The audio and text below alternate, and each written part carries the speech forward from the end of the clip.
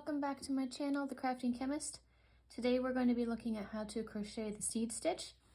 And so basically this is a pattern that incorporates, or stitch that incorporates, the double crochet and the single crochet that alternates.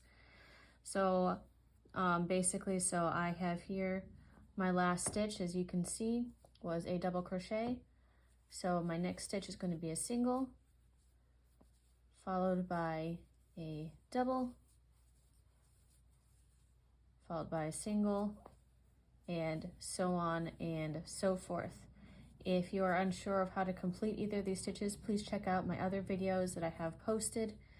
But coming back to this stitch, so as you can see, the alternating stitches, and then for subsequent rows, what I do is, so here, my next stitch, as you can see, I have a double crochet.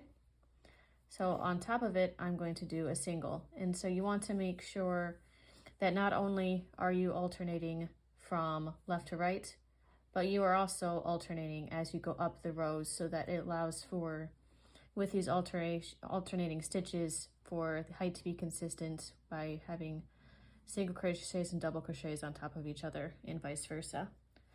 I hope that makes sense and that is helpful. Leave a comment for any other stitches you want to see done, or if you have further questions. But other than that, have a great day, guys. Please like and subscribe to be able to see more of these videos. All right, bye.